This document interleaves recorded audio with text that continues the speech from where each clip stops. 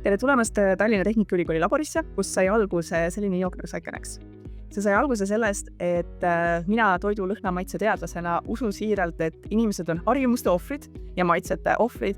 Ja see tähendab seda, et kui me tahame tegelikult päriselt midagi muuta ja inimese tervist parendada ja vähendada näiteks seda idapäevas lisatud suhtluse tarbimist, siis see tuleb selles, et me peame neile pakkuma alternatiive, millel oleks ka tegelikult positiivne tervise mõju.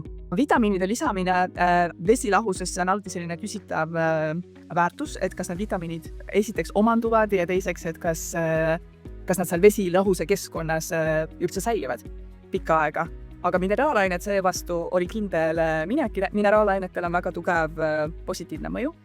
Erinevad mineraalained meie keha kasutab siis erinevateks funktsioonideks.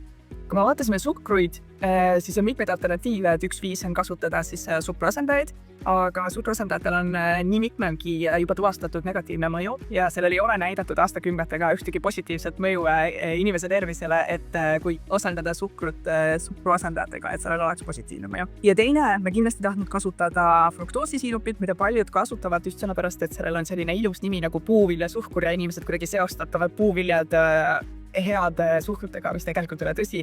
Fruktoos ja selle tarbimine suures koguses põhjustab maksarastutõve. Seega me kasutasime tavalist lavasuhkrut, aga lihtsalt vähendasime selle koguse kuni 5%-ni. Kuigi vesi on mineraalainete seisukohalt üks parimaid allikaid inimesele, siis alati ei taha vette, tahaks nagu midagi enamat ja mingit maitse nüanssi. Mis mulle võib-olla lõhnamaitse teadlasena kõige huvitavam oli see, et kui sa kombineerid siis sellise soolaka maitse magusaga, see annab sellise väga täidlase ja mõnusa maitsebuketi. Kui mineraalained aitavad ühtepidi siis närviimpulsside kaasa ja tasakaalustada seda raku sisest ja välist tasakaalu, siis suhkur pisike kogus aitab vedelikku paremini omandada keharakkudesse ja kofeiin siis omakorda natukene seda fookust parandada. Inimese kehas on teada umbes 70 mineraalainet, mille funktsioonid on teada. Aga siis Euroopa Toiduohutusamet ehk siis EFSA on lubanud tervisealaseid väiteid siis teatud mineraalainetele.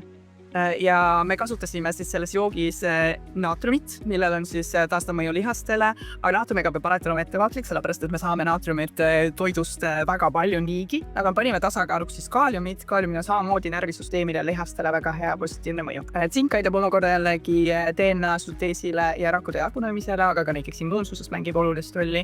Ja magneesium siis aitab lihaste lõdvestamisele, aga teistpidi ka sellist väsimust parandada. Mul on hästi hea meel, et selline huvitav ja teistmoodi jook koos Tallinna Tehnikaülikooli teadlastega on nüüd pulki saanud.